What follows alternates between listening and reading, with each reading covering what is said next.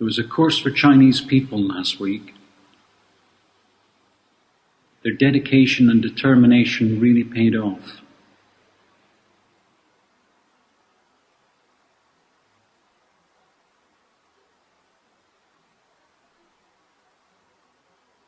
Their meditation looked promising and they looked alert and radiant.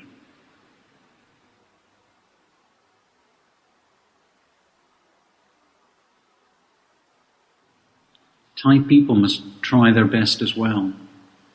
You already have the advantage of easier access to the teachings, so don't lose the Chinese. Don't just waste your days away with politics.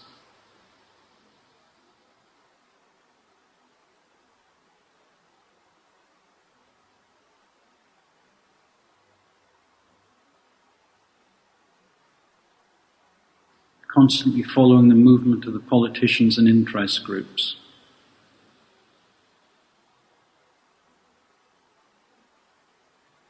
Riling up your anger and you don't even realize it. We must be prudent. Our lives aren't that long. A year passes in just a blink. So don't waste your time immersing yourself in worldly affairs. Too much is destructive. Only know just enough. Be selective in consuming news. Choose the ones that are official and with reliable sources. Rumors, hoax, and faked or sensationalized news are a waste of time. Besides, they make us depressed.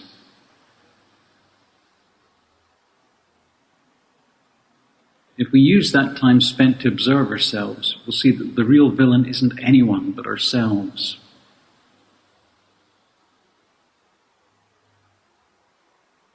Our mind is the real bad guy. Shifting from one thing to another, constantly fabricating. If we aren't aware of this, our mind easily becomes a slave of the defilements. So we must be conscious. Be mindful of our body and mind.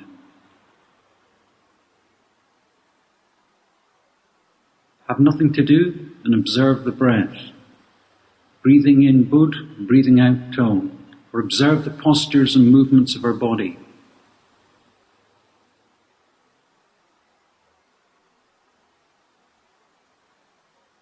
Don't let the mind be sluggish. Keep it lively and awake. Meditate and be aware of the mind and see when the mind has wandered off to think.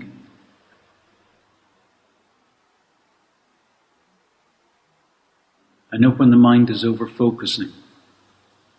If we can master recognizing the mind wandering off and over-focusing, the mind will gradually gain the correct concentration. Take the monks at the temple, for example. They spend most of their time here overhauling their mental foundation. It takes months for them to have the correct concentration and the mind stable enough for the knower to arise without force.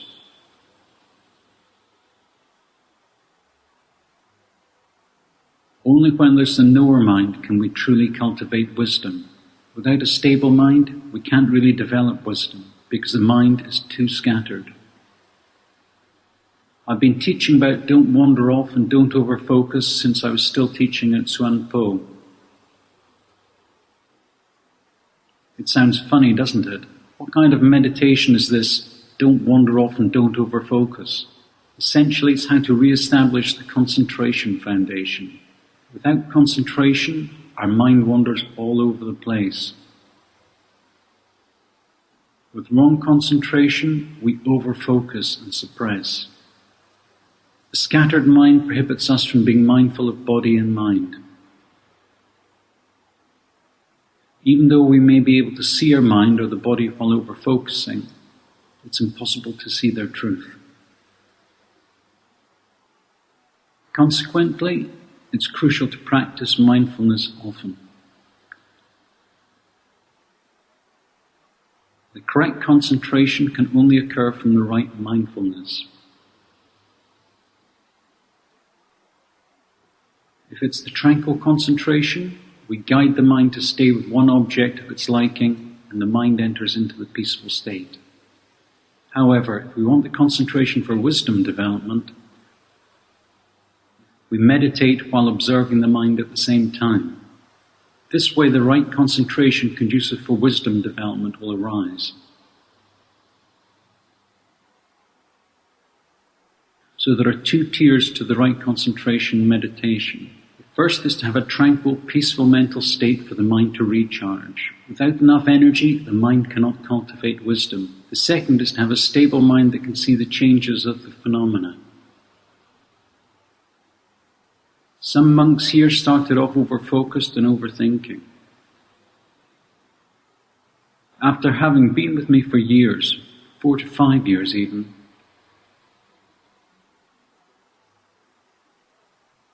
they're starting to improve and have the stable observer arising on its own without them prompting it to happen. If we intentionally create this observer, it falls into a state of tranquil concentration because our focus is on a singular object which is maintaining the observer. This is not good. The state where the mind is neither wandering off nor over-focusing happens when the mind has gone off and we're aware of it, resulting in a knower's mind arising momentarily. We don't try to keep that knower in mind so we can be mindful all the time though. Also, we don't beam our focus onto this knower mind either. Just keep being aware comfortably.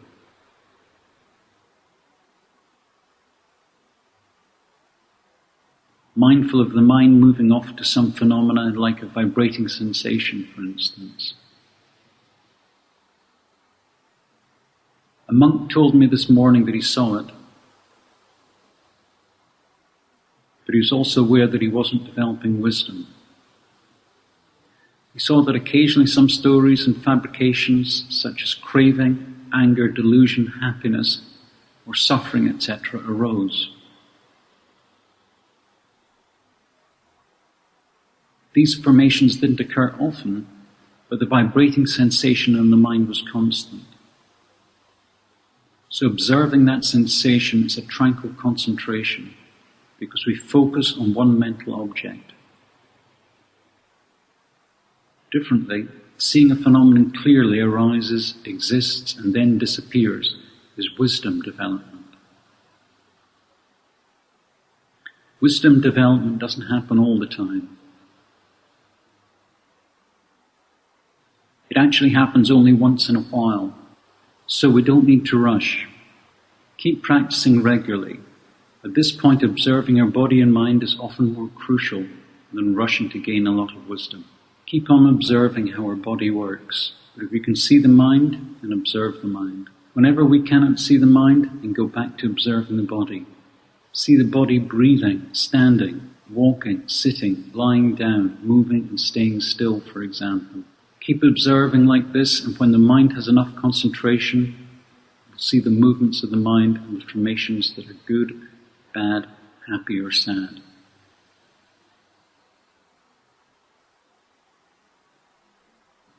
Keep observing until we can't see anything anymore. Then we go back to our meditation technique again.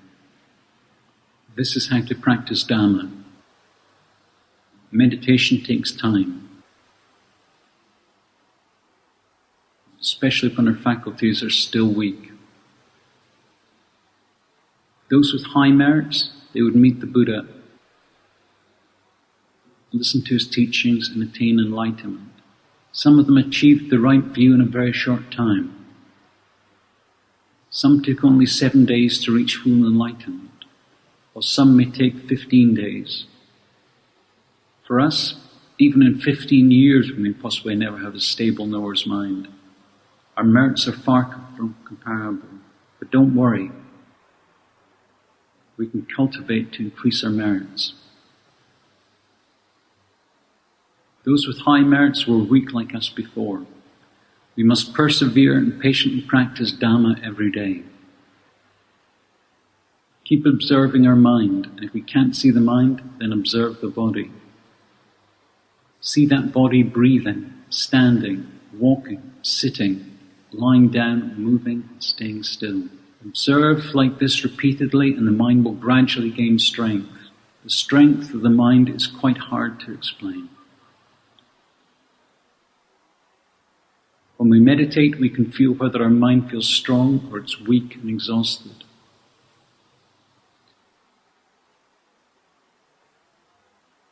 If we meditate correctly, this will be the recurring cycle. If we meditate incorrectly, however, the mind will continue losing its energy, becoming increasingly feeble because it's too scattered. When we meditate correctly, the strength will be strong for a period and will drop for a while only to rise up again eventually.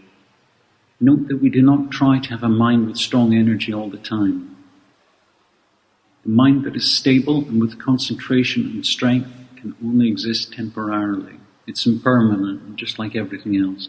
We must take advantage of the period that the mind is charged and stable to cultivate wisdom by taking this mind to observe how the body and mind works. We'll see that the body that's functioning isn't a self. It's an object being observed. It's similar to a robot or a dog running by the road. We see it as an object and not an us.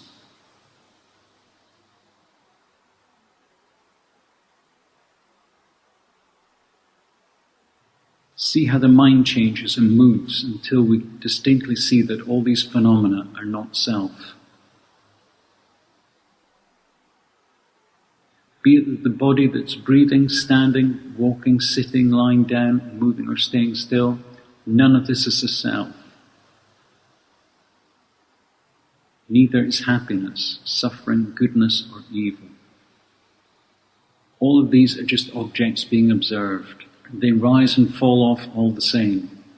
So we keep observing these phenomena time and time again until our mind becomes wise, until the mind gains wisdom. After all the sweat and blood, we will come to realize that we're not gaining anything at the end of the road, nor are we losing anything. The only thing we gain is the right view, the right understanding. What we lose is the wrong view, the incorrect understanding of all things. Attaining the right view and our mind becoming wholesome means we're wiser.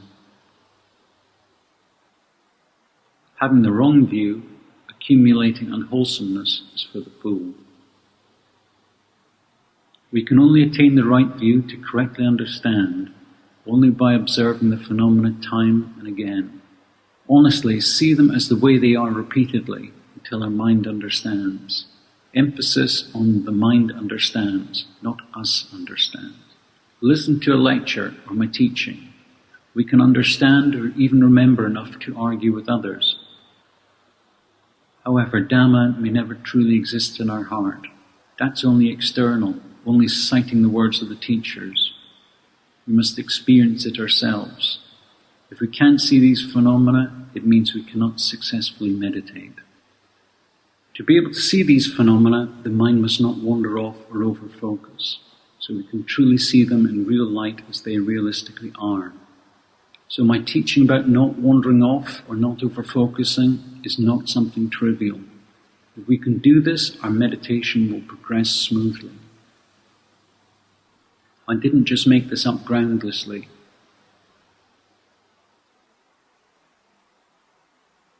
It's from years of personal meditation experience and study.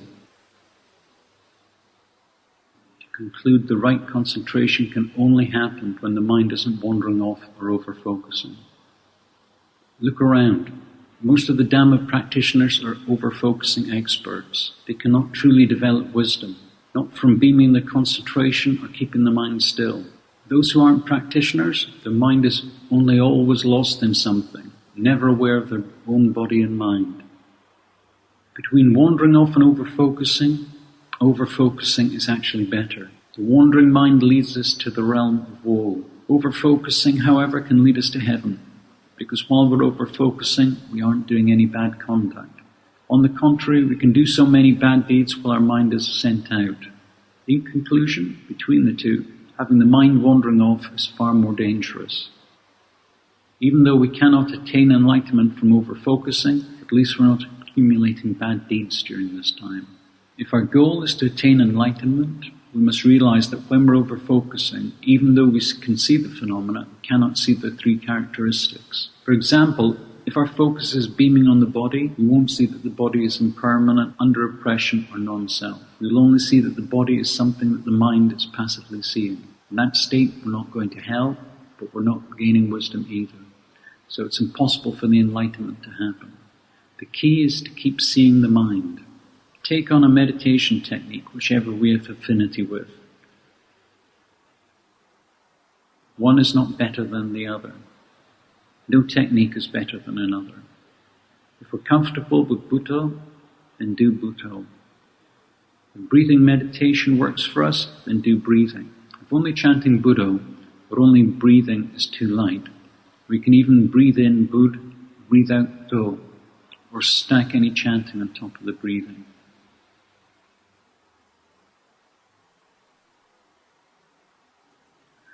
We might observe the abdomen movement, or use other chanting words beside Bhutto.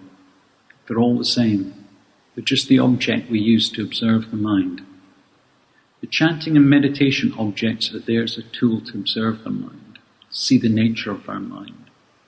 Without such objects as our home base, or without meditation, the mind can wander off too long without us knowing. If the mind has an object as its home, it helps us quickly realize when the mind wanders off. So have a meditation object, where it helps our mindfulness to arise quicker. When our mindfulness is correct, the mind will become stable, having the right concentration. Mindfulness is the knower of phenomena.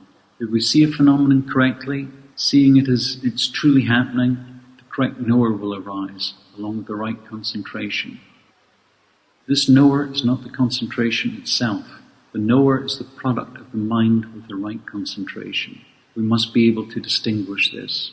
Knowing or being aware of the phenomena is a faculty of the mind. Our mind has a variety of characteristics. There are 81 types in the scope of the worldly Dhamma alone. We cannot see all types, however. Some of them are the mental states happening in the form or formless jhana, which most of us don't know. What we can see is those mental formations in the sense pleasure realms. We observe whichever we can see or have. For instance, when the mind feels angry, we just know that there's anger. Keep observing. We'll see that any formation arises, exists, and then disappears. We'll see that it's full of impermanence and suffering. No matter how wonderful the state our mind may be in, or the bliss from the concentration the mind may experience, such a pleasant state is under oppression to disappear. This is called dukkha. Whether things will occur or disappear is beyond our control. This is called anatta. Keep seeing like this, and eventually the right understanding will arise. When the right understanding occurs, the mind will gradually lose its attachments. First it might not, but after observing for a while, the mind will realize that there's nothing wonderful about this body and mind.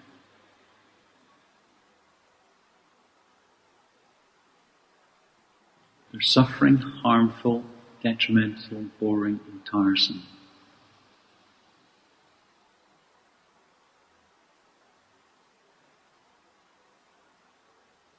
We may have the tranquil and blissful state from the concentration meditation, only for it to disperse eventually. It's so dreary and tiresome. After observing for a period, there'll be a state where we feel that all phenomena are bad.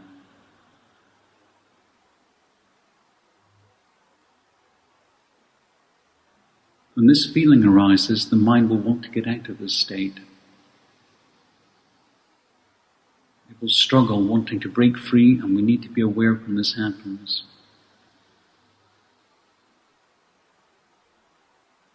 If we aren't aware, our concentration will drop because the mind is struggling, being restless, trying to escape from this situation. It's so occupied finding the way, it's impossible to observe the body and mind as they presently are. Wanting to escape, the mind becomes biased, overwhelmed by the aversion. Be aware when the mind isn't equanimous. Keep observing and we will see that no matter how much we want, there is no escaping. When we start seeing the truth that our body is impermanent, suffering, and isn't in us, as much as we want to, we cannot escape from it. Wherever we go, our body goes with us. We also see that the mind is impermanent, suffering, and isn't in us. And even though we want to, we cannot escape from it. The mind goes with us everywhere we go. There's no escaping. Observe this point. Keep on observing repeatedly until the mind accepts the fact that there's truly no way to escape and it has to live with this. Like being married to a lousy husband from whom we want to break free. But still can't. Or having a lousy wife whom we don't want to be with but have to. To be able to live such a life, we can only learn and observe. Since there's no escaping, we have to learn to live with it. Notice when suffering appears. It's because our mind is grasping hold and attaching to something, and without attachments, the mind won't suffer. The mind will gradually become wiser. It'll realize that whenever it's attached to or wants something, suffering arises. If there's no longer any craving and attachment, then there isn't suffering. This realization grows gradually, resulting in the mind progressively moving towards equanimity. When craving arises and we are aware, or when attachment happens and we are aware, that craving and attachment will subside and the mind becomes equanimous. It'll see that everything is equal, be it happiness or suffering, both rising and falling off just the same. Even good and evil both appear and disappear just the same. We see phenomena and its duality. Happy, sad, good, bad. Angry, not angry. Craving, not craving. Deluded, not deluded, etc. Everything comes in pairs. Busy and distressed mind, for instance.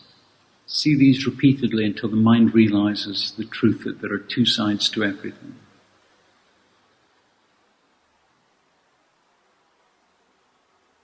Positive and negative sides always come in packages. There's happiness, there's also sadness. There's goodness, there's also vileness. They all arise and then drop off. Happiness arises, then drops off. Sadness arises, then drops off. When sadness disappears, happiness soon arises. Wholesomeness arises and falls away. And soon after, the unwholesomeness will arise, only to fall away soon after. You'll see that everything occurs alternatingly when we have mindfulness. Without mindfulness, however, the unwholesomeness will take control of our mental space and time, and unwholesomeness arises unceasingly. With the mindful mind, be it wholesome or unwholesome formations, the mind can see it rising and dropping off and be equanimous towards both phenomena. When the mind is calm and concentrated, the mind is stable, and the mindfulness agile. Those will be our good days. But some days, we may not be able to access anything at all. The mind may just be hazy and scattered all over the place, even though we follow our same practice regime.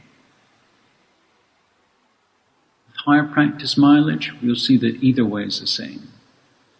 Be it the head or the tail, the positive or the negative side, both rise and drop off just the same. This revelation means that our mind has entered true equanimity through wisdom. And this is a very crucial benchmark. It's the highest state of the worldly vipassana wisdom just before entering the supramundane states.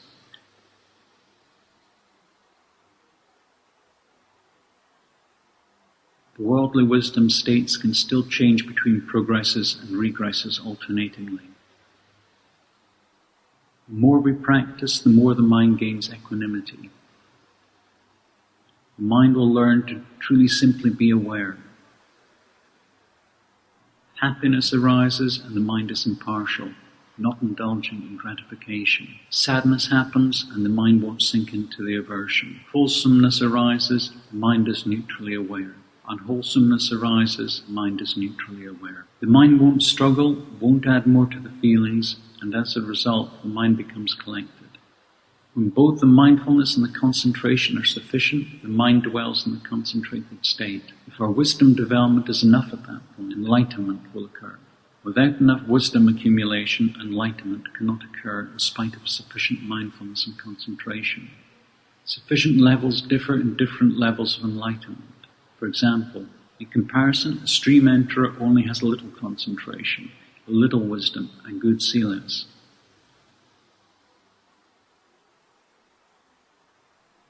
The amounts required for each level are different.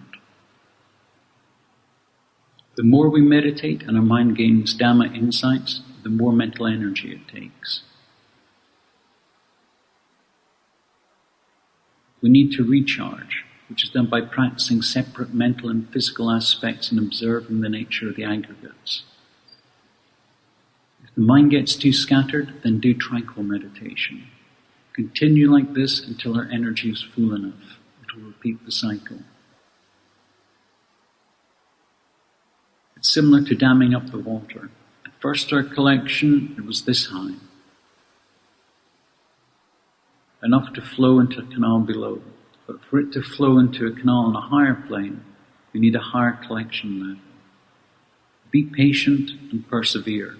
Diligently practice and don't be discouraged. If we already feel discouraged now, our future is going to be hard. What's so enchanting about the world? There's only chaos. Our generation consumes too much information for one. Everything changes so fast, and our lives need to change with it.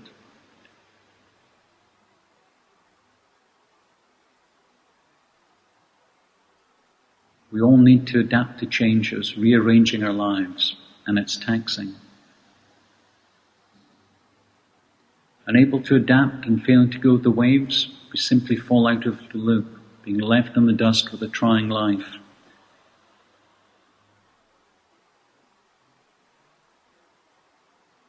In the old days, people had only one job mostly. There wasn't a large variety of jobs anyhow. These days, people jump from jobs to jobs so quickly. Many strike it rich, but that doesn't stay long because times change so fast. If they can't swiftly adapt, their wealth will fall really fast. Life is only about struggling and hassling. It's very tough. Why do we have to live like this forever, though? We need it only as a tool, so don't get lost in its illusion. If other people are too enchanted by it, let them be. It's their suffering having to run unceasingly, trying to reach the finish line that's moving further and further away. Maybe they can reach the finish line today, but then they may not the next day, despite doing the exact same thing. Other people can always take the lead as the competition is really high. Just the technological change affects the change in the production process and thus the way of life. Thai people in the old days weren't afraid of losing their jobs. Losing a job, they went back to their hometown and lived on farming, growing vegetation, catching fish, and continued living. We don't have that today. If we lock down Bangkok, the 10 million Bangkokians might starve to death. We no longer have self-sustainability like our previous generations. Don't whine, crying for the country to be like the old days. That's very naive. The old way was gone. It's already past. To try and whine for it to come back is impossible. Some people say they miss the good old days when our country was so good, this and that. That's not true. They're not seeing the truth of the past period. People in those days, they suffered the hardships of their times. It wasn't like they only had a good, happy life. No matter which life, which rebirth, there's always suffering. When we were young, we didn't have to bear any hardship because our parents did. We thought, oh, life was so wonderful and easy. Why are we constantly struggling now? With the strong, they might fight and win. But how long can they keep winning? One day, they too will lose, because society changes too fast.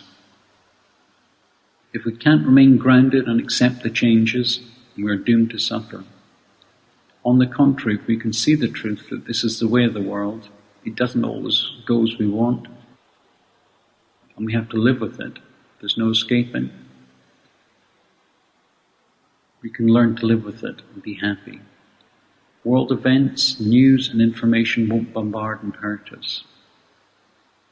It's very exhausting following the news or trying to catch up with the technology.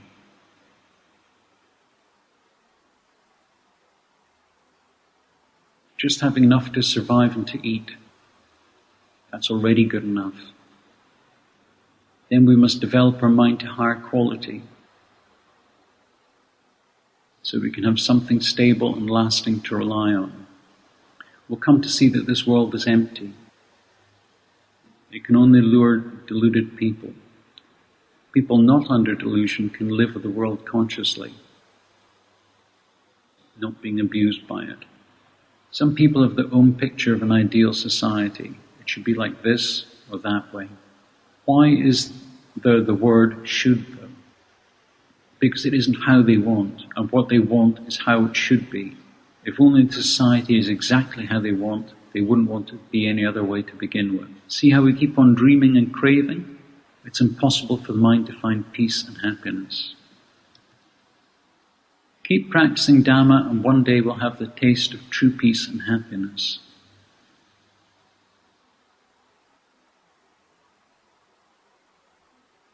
It's not something we can buy or ask from someone.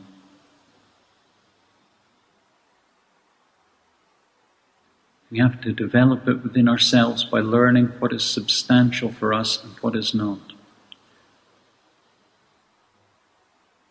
What is essential for us and what is not. What is suitable for us and what is not.